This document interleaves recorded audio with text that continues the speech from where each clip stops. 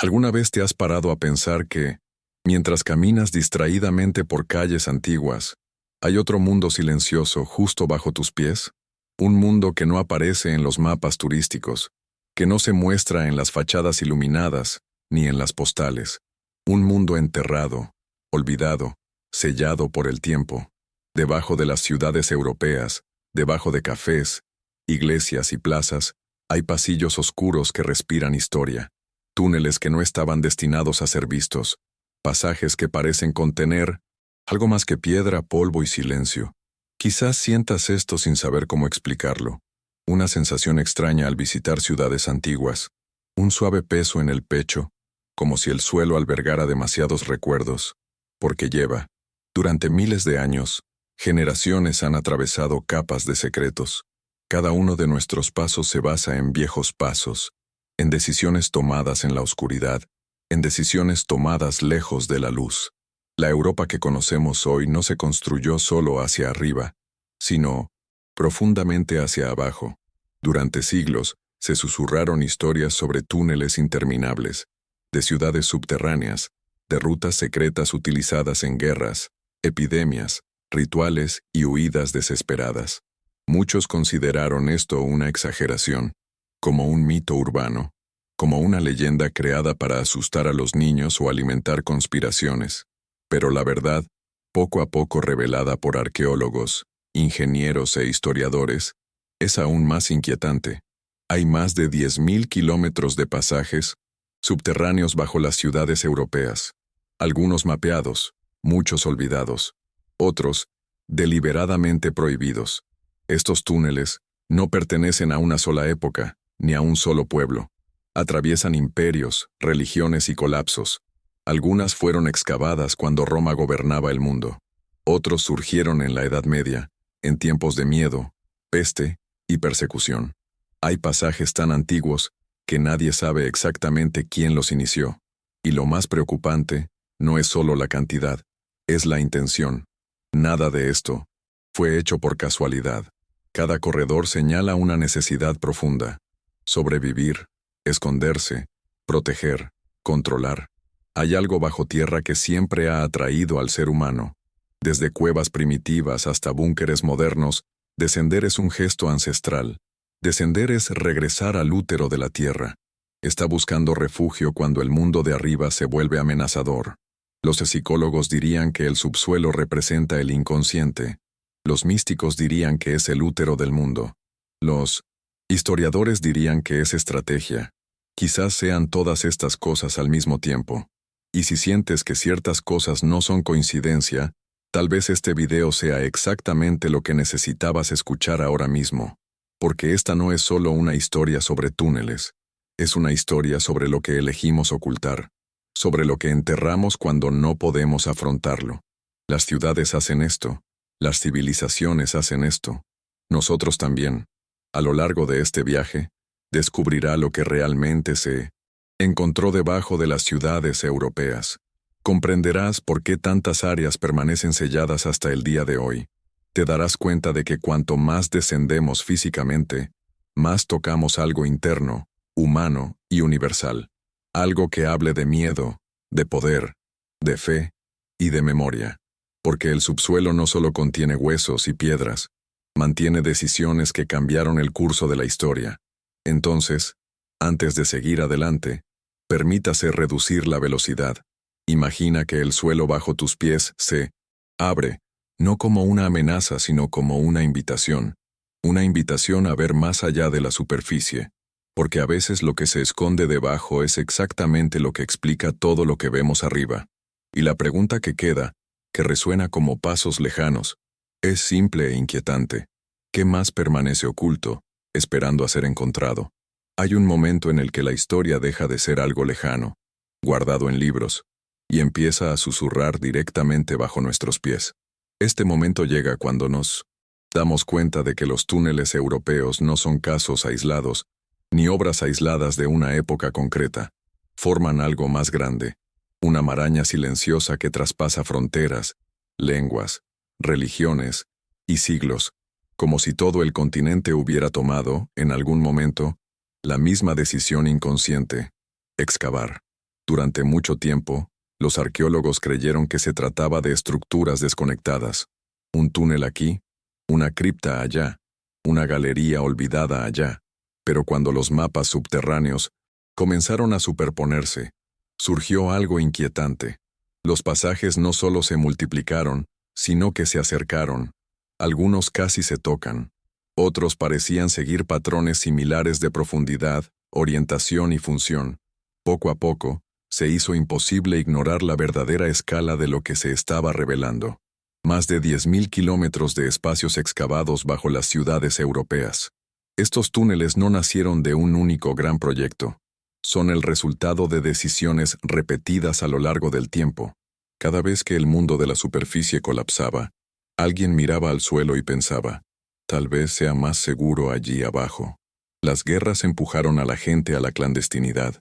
Las epidemias se han transformado minerales en las rutas de escape. Las persecuciones religiosas convirtieron las cuevas en santuarios silenciosos. El subsuelo se convirtió en la respuesta cuando el cielo parecía demasiado hostil. Pero hay algo curioso. En muchos casos, estos túneles fueron más allá de la necesidad inmediata. No eran solo agujeros improvisados. Fueron planeados, extendido, reforzado, ventilado. Algunas tienen ramas complejas, grandes salas, nichos, inscripciones e incluso sistemas de drenaje. Esto lleva tiempo, requiere conocimiento, requiere intención. No se construye algo como esto solo para emergencias temporales. Hay un pensamiento de permanencia allí.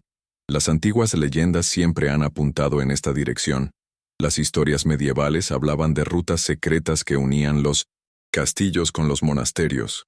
Las tradiciones locales mencionaban caminos invisibles, utilizados por reyes, clérigos y sociedades discretas.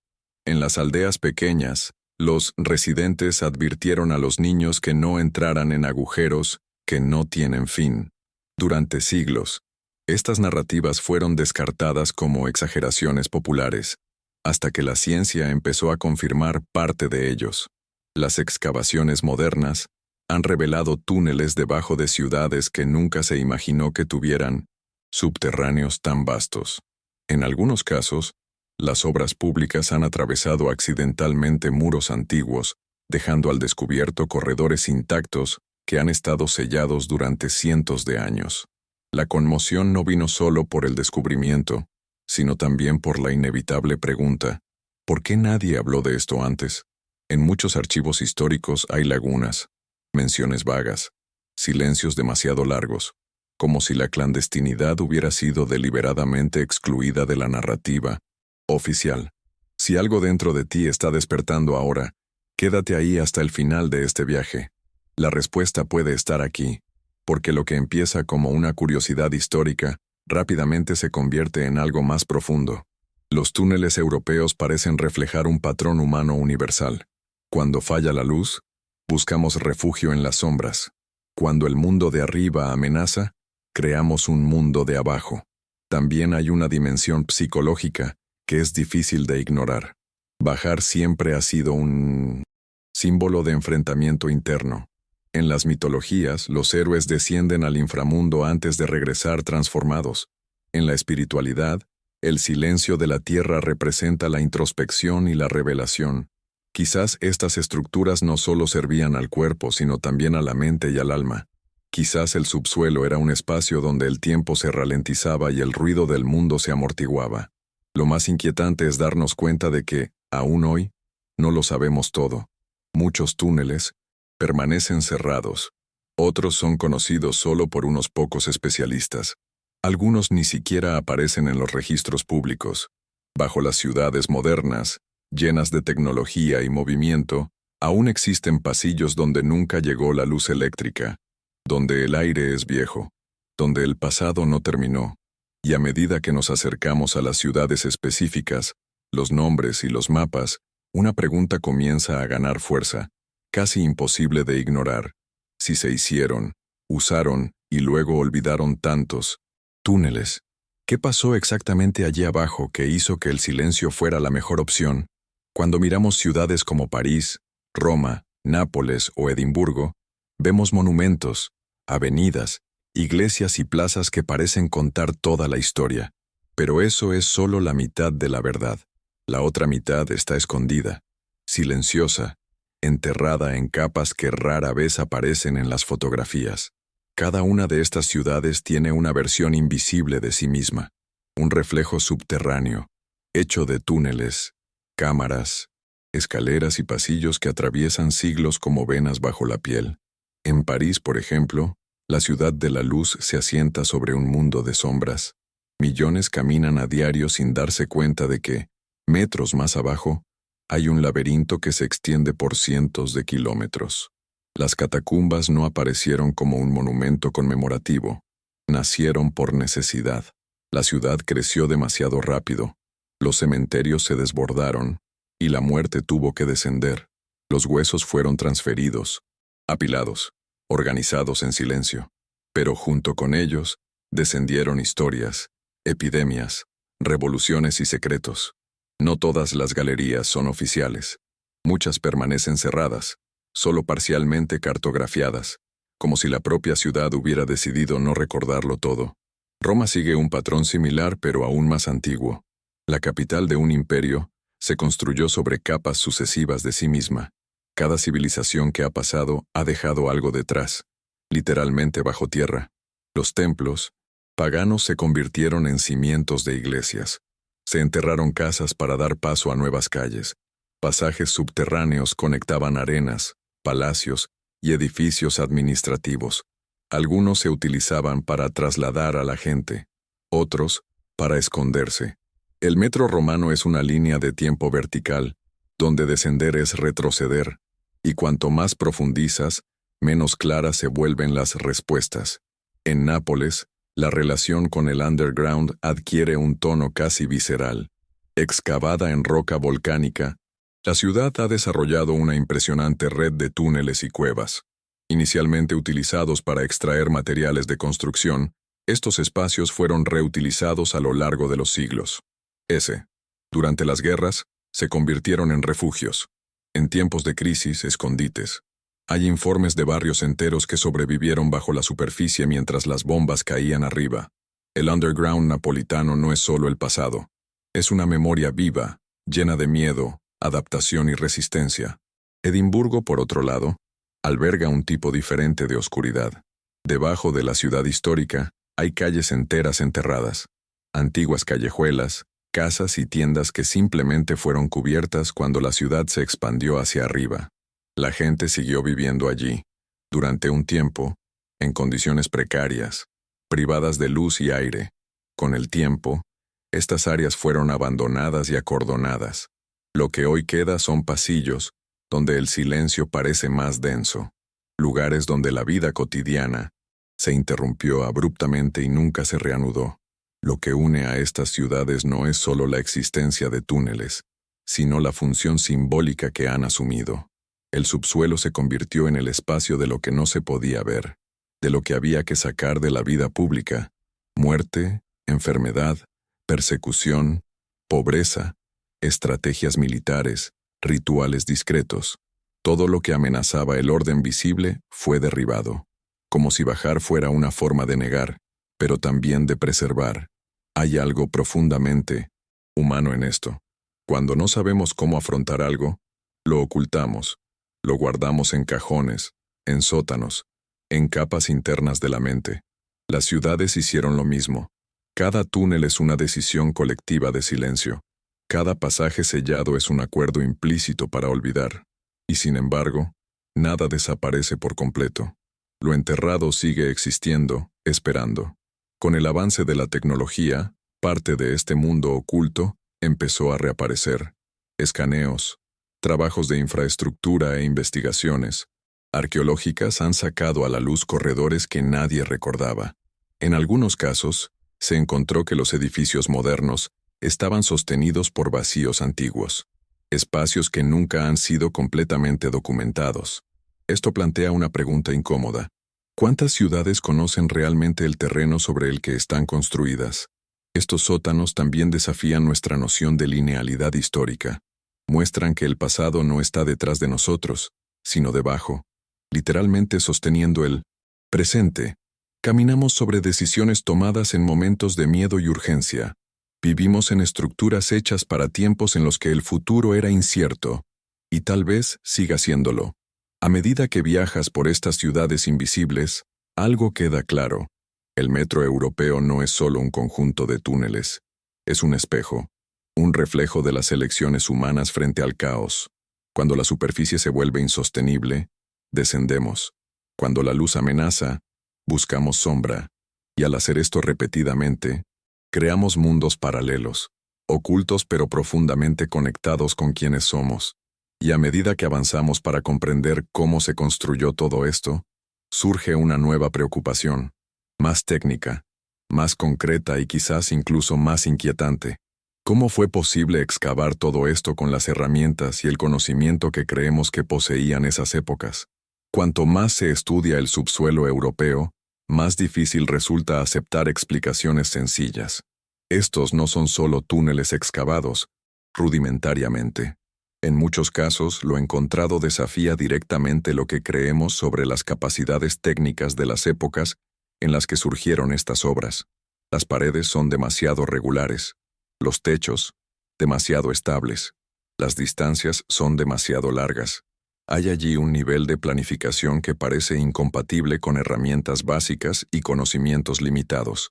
Excavar no es solo quitar tierra, es entender el suelo, la roca, la presión, la ventilación, el drenaje. Se trata de predecir colapsos. Está calculando espesores.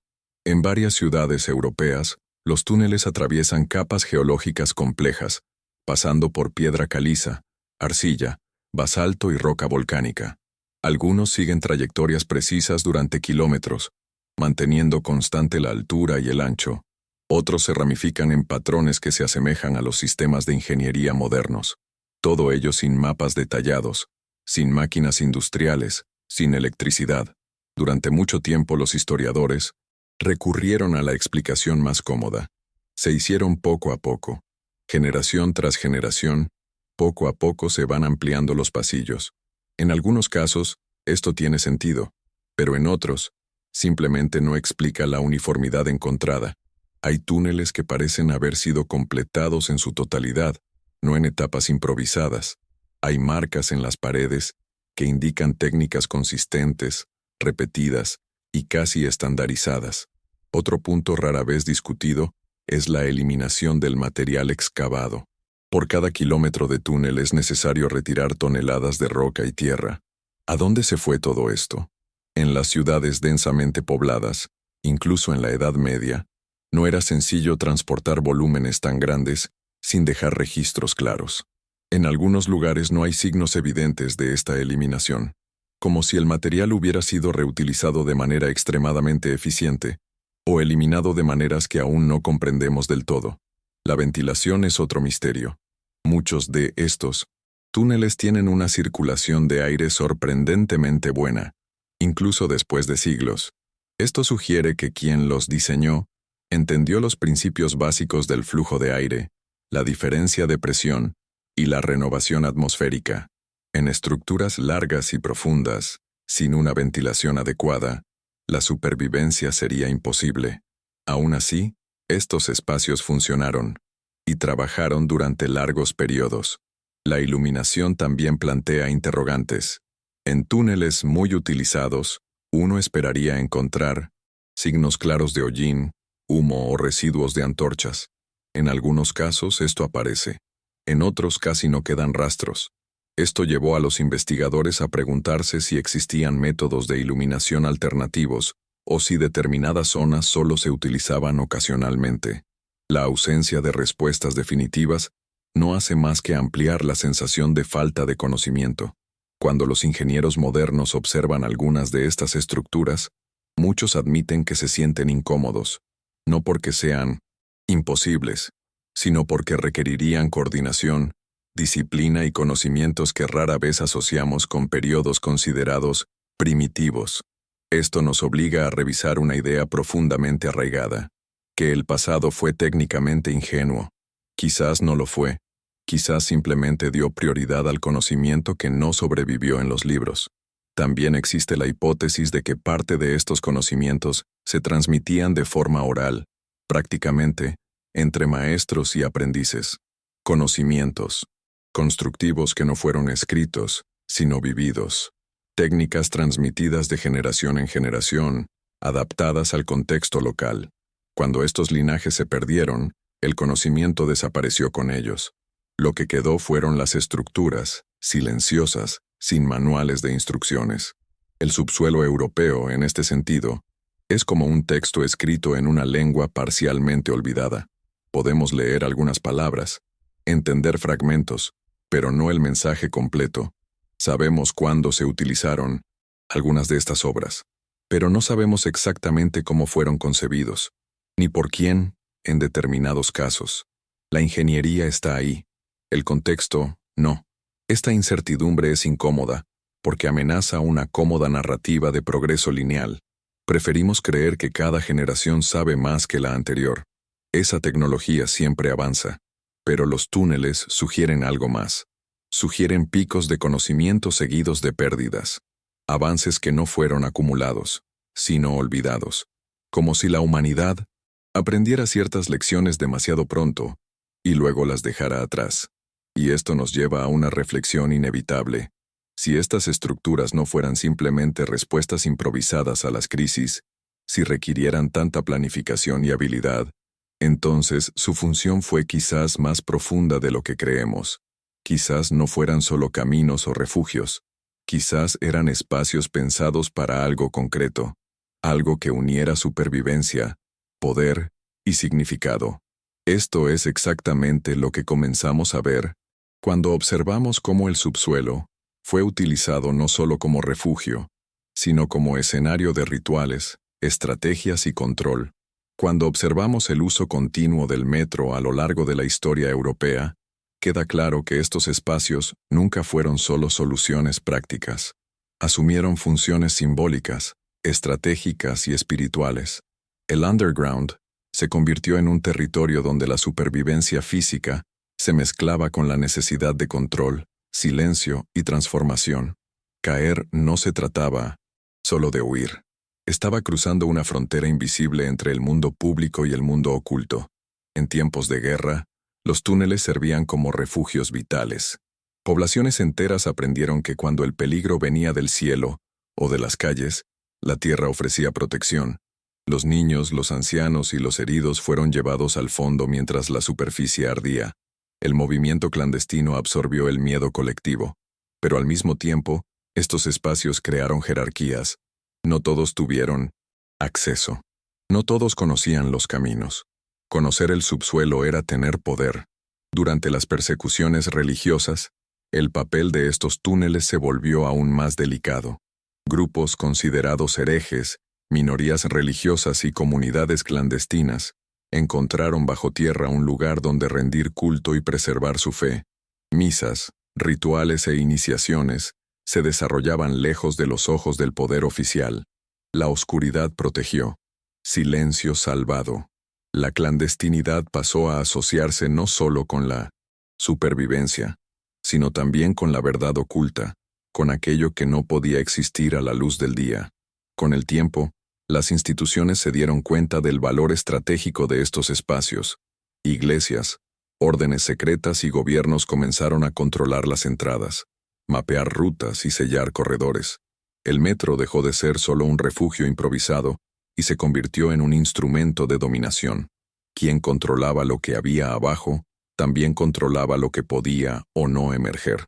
La información, las personas y los recursos circulaban por caminos invisibles, mientras que la población común permanecía ajena. Hay registros de túneles utilizados para transportar discretamente riquezas, documentos y prisioneros. Rutas que evitaban plazas, mercados y miradas curiosas.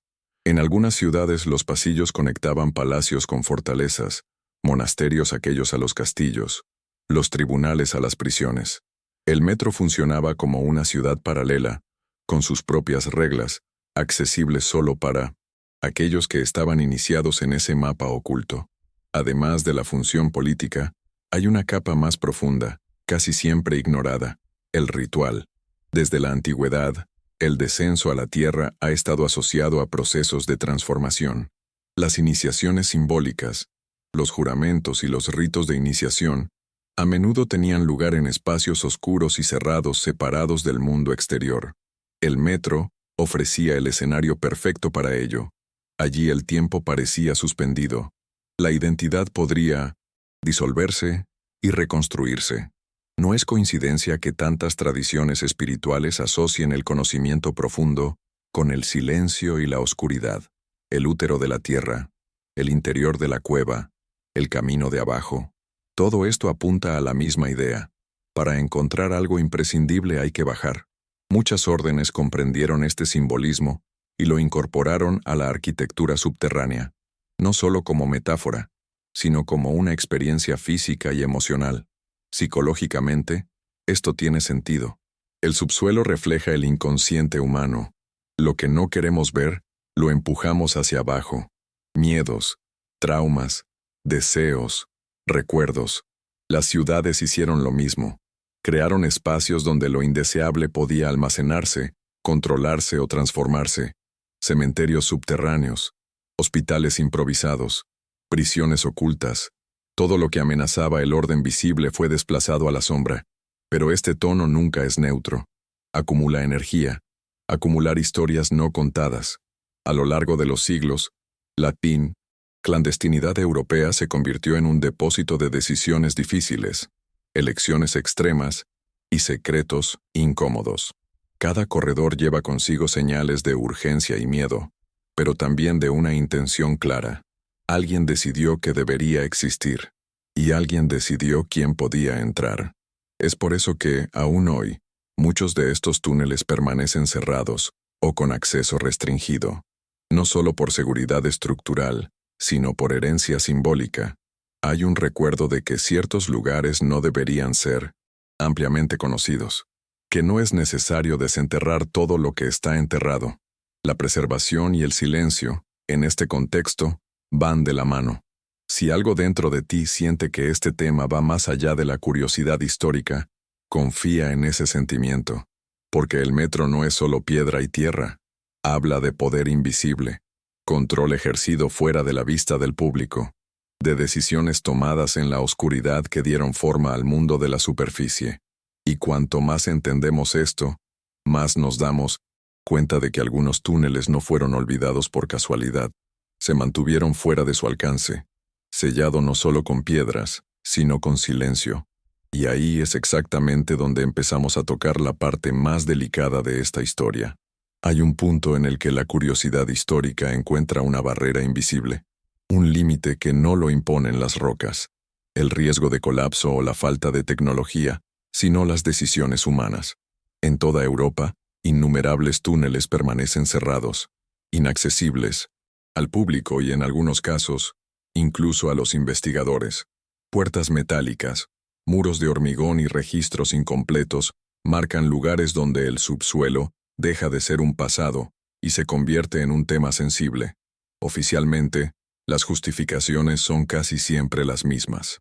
Riesgo estructural, falta de recursos para mantenimiento, preservación del patrimonio. Y en muchos casos, estas razones son legítimas. Los túneles viejos pueden ser peligrosos, pero el patrón se repite con una frecuencia inquietante. Zonas enteras cerradas sin estudios concluyentes, mapas incompletos, archivos faltantes, información fragmentada, como si alguien, en algún momento, hubiera decidido que determinados espacios ya no debían explorarse. En algunas ciudades, los ingenieros saben que hay vacíos subterráneos debajo de barrios enteros, pero evitan realizar más investigaciones. Se desvían obras de infraestructura para no tocar determinadas zonas. Cuando los accidentes exponen antiguos corredores, el acceso se cierra rápidamente y el problema se silencia. La superficie continúa su rutina mientras, abajo, lo desconocido permanece intacto. También hay túneles que solo se conocen a través de rumores técnicos, menciones en informes antiguos, notas a pie de página en documentos administrativos, testimonios aislados de trabajadores que vieron algo antes de que les dijeran que no comentaran. Estos informes rara vez entran en el discurso oficial. Permanecen al margen, como ecos incómodos de algo que no encaja del todo en la narrativa pública. Lo que hace que esta situación sea aún más intrigante es el contraste entre el discurso de la transparencia histórica y la práctica del silencio clandestino. Los museos exhiben fragmentos, las ciudades promueven visitas guiadas a pequeñas partes del subsuelo, pero siempre dentro de recorridos cuidadosamente controlados. El visitante ve lo que puede ver. El resto sigue fuera de nuestro alcance, protegido por capas de burocracia y olvido. En algunos casos, investigadores independientes han informado de dificultades inusuales para obtener autorizaciones, proyectos interrumpidos sin exp. Lección clara, cambios repentinos de política, vagos argumentos sobre el interés público. Todo esto alimenta una sensación incómoda de que el mundo clandestino no es solo una cuestión de patrimonio, sino también de poder. Quien decide lo que se puede revelar, también decide lo que se puede cuestionar. También está el factor psicológico. El metro tiene un peso simbólico. Alberga muerte, miedo, colapso, decisiones extremas. Reabrir estos espacios no es solo un acto técnico, sino emocional.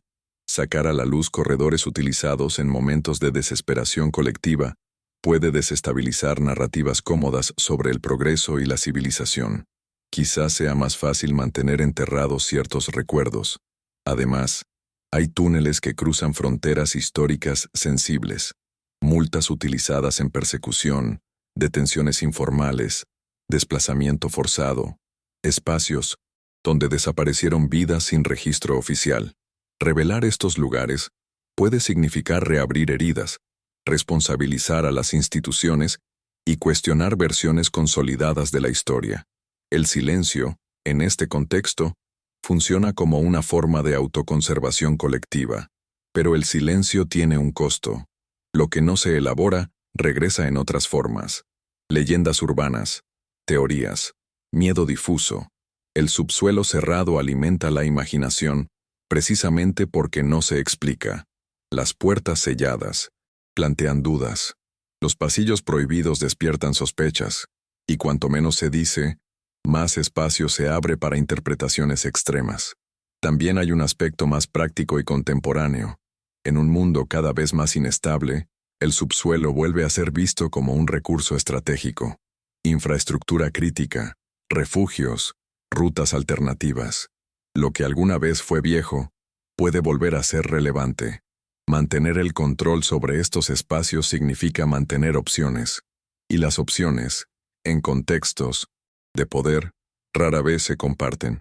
En definitiva, los túneles prohibidos revelan algo esencial sobre nuestra relación con el pasado. No lidiamos bien con lo que desafía nuestras certezas. Preferimos compartimentar, sellar, posponer. El underground europeo es un gran archivo que no ha sido catalogado en su totalidad. Un archivo donde las páginas fueron arrancadas, otras pegadas, muchas de ellas cerradas con llave. Y cada puerta cerrada cuenta una historia, incluso en silencio. A medida que nos acercamos al final de este viaje, comienza a formarse una comprensión. Estos túneles no son solo estructuras físicas, son manifestaciones de una memoria colectiva que optó por esconderse, un recuerdo que aún late, incluso amortiguado. Y quizás la pregunta más importante no sea qué hay ahí abajo, sino por qué todavía tenemos tanto miedo de mirar. Cuando juntamos todas las piezas, algo comienza a revelarse silenciosamente, casi inevitablemente. Los túneles europeos no son solo obras de ingeniería, ni tampoco meras respuestas a crisis históricas. Forman un patrón, un gesto repetido en el tiempo, en diferentes culturas, ante amenazas similares. Cada vez que la superficie se volvía inestable, el ser humano descendía. Siempre que el mundo exterior parecía demasiado impredecible, se buscaba refugio dentro de la tierra. Esta repetición no es casual. Apunta a una memoria más profunda, casi instintiva. Antes de las ciudades, antes de los imperios, antes de los mapas, el ser humano ya conocía las cuevas. Ya entendí que la tierra ofrecía protección. El subsuelo fue el primer refugio, el primer límite entre el caos exterior y la seguridad interior. Quizás los túneles europeos sean solo la continuación sofisticada de este antiguo impulso. Desde un punto de vista psicológico, esto tiene aún más sentido. Carl Jung hablaba de sombra como todo aquello que rechazamos, reprimimos o somos incapaces de integrar conscientemente. El subsuelo funciona como esta sombra colectiva. Aquí es donde ponemos lo que no encaja en la narrativa oficial: miedo, muerte, fracaso, colapso. Las ciudades, al igual que las personas, crean capas visibles e invisibles, y lo que se derriba nunca desaparece, solo espera. También hay una poderosa dimensión simbólica. Bajar siempre ha sido parte de los viajes de transformación. En las mitologías antiguas, los héroes entran al inframundo antes de regresar renovados. En la espiritualidad, el silencio y la oscuridad preceden a la revelación. El túnel, en este sentido, no es solo un pasaje físico, sino una transición psicológica. Conecta estados, arriba y abajo, antes y después, vida ordinaria y ruptura. Cuando miramos los túneles europeos a través de esta lente, nos damos cuenta de que no eran solo para escapar del peligro, sirvieron para atravesar periodos de cambios profundos, guerras, epidemias, caídas de imperios. Cada descenso colectivo fue un intento de preservar algo esencial, mientras el mundo exterior se reorganizaba. El subsuelo funcionó como un útero histórico, donde la civilización esperaba renacer. Esto ayuda a explicar por qué tantos de estos espacios transmiten un sentimiento que es difícil de describir. Quienes han descendido a túneles antiguos a menudo reportan un silencio pesado, una incomodidad inexplicable, una extraña conciencia del tiempo.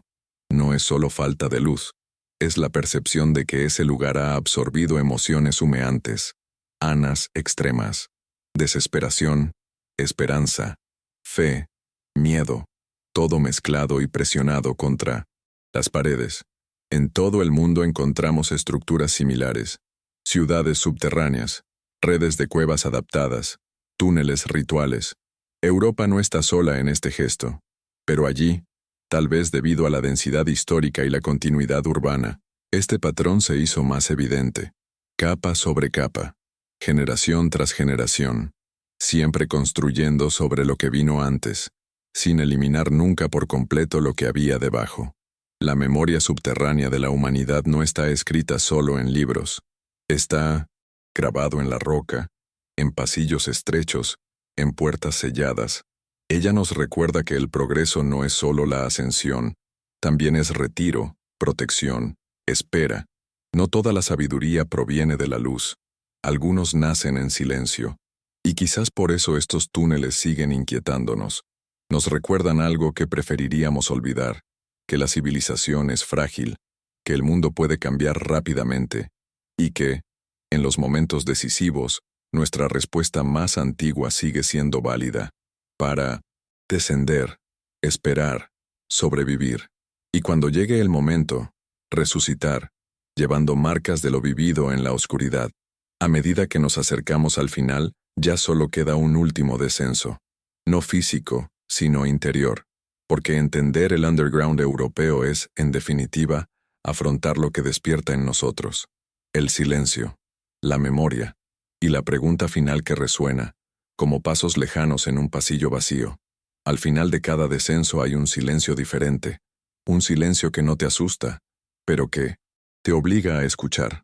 Después de recorrer pasillos oscuros, ciudades invisibles y decisiones enterradas, nos damos cuenta de que el metro europeo no es solo un espacio físico olvidado por el tiempo. Es un espejo profundo de la condición humana, un registro silencioso de cómo reaccionamos cuando todo lo que parecía sólido empieza a desmoronarse. Estos túneles nos muestran que la historia no se compone solo de victorias visibles, monumentos y fechas gloriosas. También está hecho de retiradas, estratégicas, de miedo colectivo, de fe practicada en la oscuridad y de decisiones tomadas fuera de la vista. Cada pasaje subterráneo guarda el recuerdo de un momento en el que alguien creyó que bajar era la única forma de seguir existiendo. Quizás por eso estas estructuras todavía nos preocupan tanto. Nos recuerdan que el progreso no elimina la vulnerabilidad, Simplemente pospóngalo. Que detrás de cada ciudad iluminada hay una sombra estructurada, organizada, construida con intención. El metro no es lo opuesto a la civilización, él es parte de ello. Una capa esencial pero incómoda. Al mirar estos más de 10.000 kilómetros de pasajes, no nos fijamos solo en el pasado europeo. Estamos ante un estándar humano universal. Siempre que el mundo se vuelve demasiado impredecible, buscamos refugio. Siempre que el ruido es excesivo, buscamos el silencio. Siempre que la superficie falla, recordamos la tierra. Y tal vez eso nunca cambió realmente. Hay algo profundamente simbólico en saber que, mientras seguimos con nuestras rutinas modernas, hay otro mundo justo debajo, tranquilo, esperando, no como una amenaza, sino como un recordatorio, recordando que hemos estado allí antes, que ya sobrevivimos así, que la humanidad sabe atravesar periodos de oscuridad, incluso cuando no sabe explicarlo todo racionalmente. Si este mensaje le ha tocado algo, considere continuar en este viaje. Regístrate, síguenos, camina con nosotros, porque explorar lo oculto no es solo un ejercicio de curiosidad histórica, es un acto de conciencia, es recordar que lo enterrado sigue existiendo, influyendo silenciosamente en todo lo que sucede arriba. Y quizás la reflexión final sea esta: ¿y si lo que llamamos pasado enterrado no es algo muerto, sino simplemente latente? ¿Qué pasa si bajo tierra no solo hay ruinas, sino también recuerdos que el alma humana aún reconoce, incluso sin saber por qué? Porque tal vez, al final, bajar nunca fue lo contrario de avanzar. Quizás siempre fue parte del camino.